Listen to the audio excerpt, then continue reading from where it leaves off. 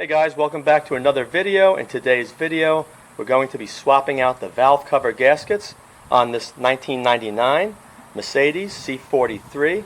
It's a V8 engine, an M113, and it was used between 1999 and 2006. The first thing we're going to do is remove the intake plenum cladding. To remove the intake plenum cladding, underneath here is a clip. You're going to hold here, lift up, it'll release. There's also clips on each side. And right here, you can see one of those clips.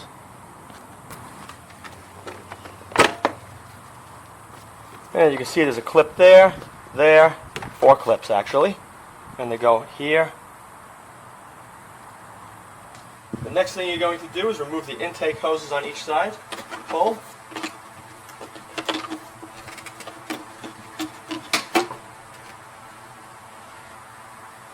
And this one.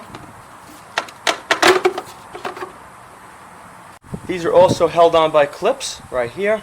So you grab here and pull up, over there and pull up. Like right here.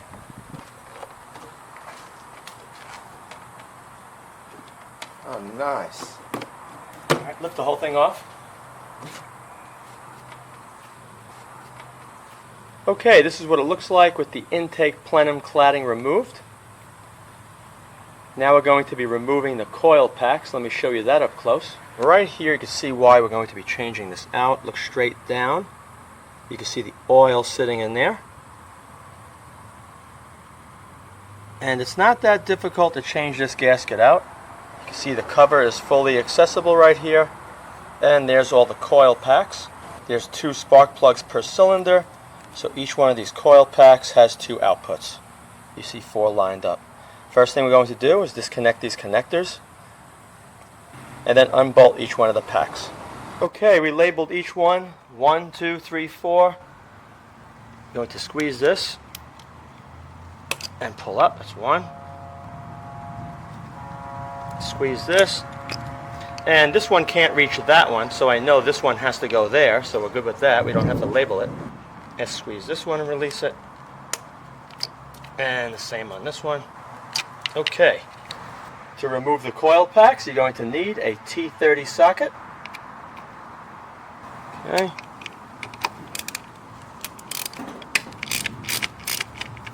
Let me remove all 4, and then we'll come right back. Okay, the coil packs have been unbolted and pushed out of the way. There's no reason to remove them from the spark plugs. The next step, we're going to take an E10 socket, and we're going to remove each one of these bolts on the valve cover.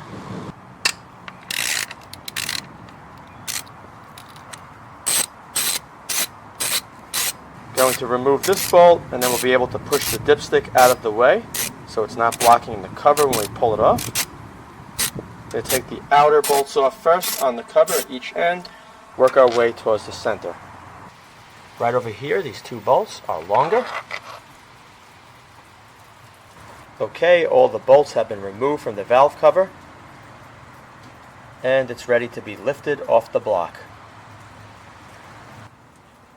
Grab it, pull straight up, pull, just that coil pack over there, there you go, pull straight up, excellent. Let's take a look inside the engine at all the valves with the rocker arms. You can see the chain, the cam,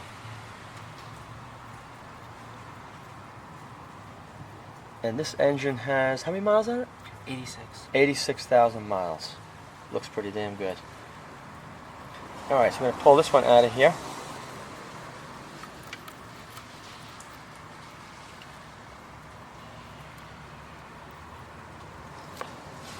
And grab that on the bottom side if you can.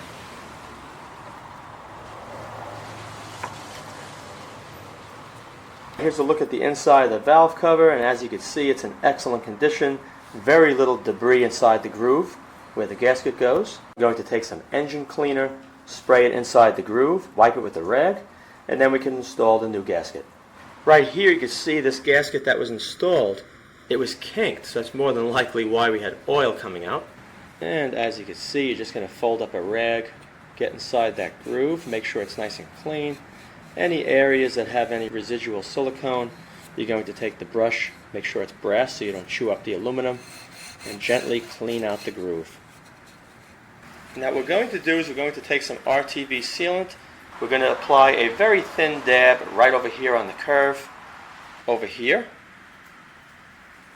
on this curve, over here as well.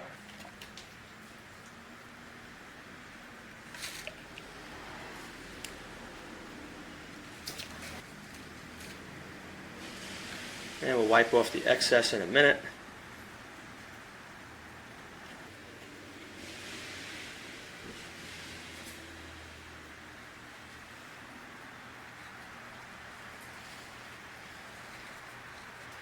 Make sure it's all the way down.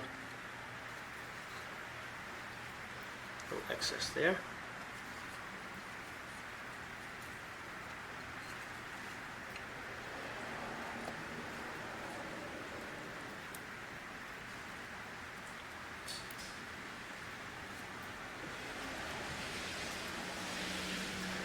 When this is flipped upside down, the gasket should not fall out of that groove. Okay, let's go back to the engine and clean the head. Alright, now as you can see, the surface of the head is in pretty good condition. If there's any areas where you see some RTV sealant stuck, just take a plastic scraper. Don't use metal, you'll dig into the aluminum and damage the head. Just scrape that with plastic, maybe your fingernail, and then wipe the whole surface down all the way around. We're going to put just a very thin film of motor oil on this rubber surface. Just a very thin layer is all you need. Okay, here we go. Very carefully get that in the right position.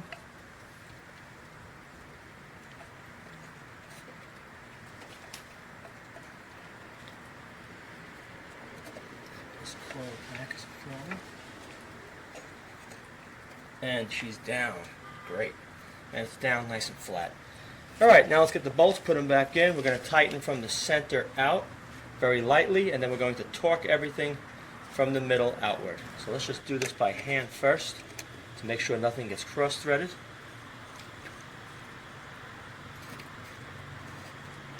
Okay. Let's do one down here.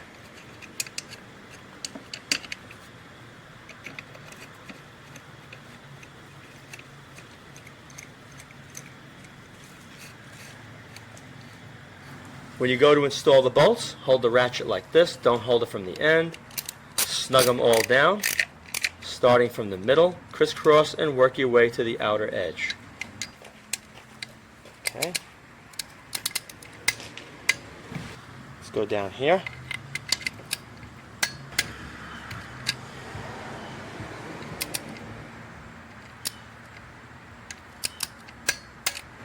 Now going to put the hose back, all the coil packs, and then move on to the opposite side. Alright, as you can see, everything is back together on this side of the engine. I decided to remove the MAF sensor and clean the sensing element using the mass airflow sensor cleaner made by CRC. To remove the MAF, it's held in right here, so you want to go like that, and then this will pop open, and you can pull it off the aluminum tips that are sticking out on the intake. In the rear side, there's one clip right here, holding it in.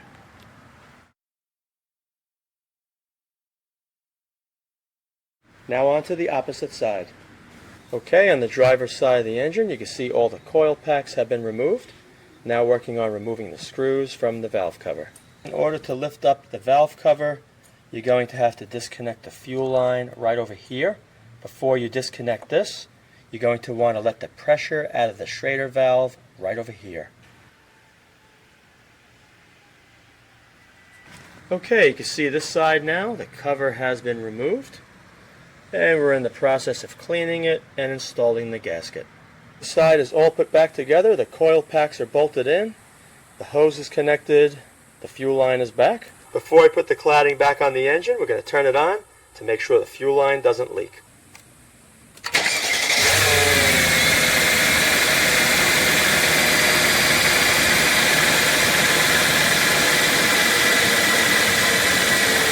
And everything looks good.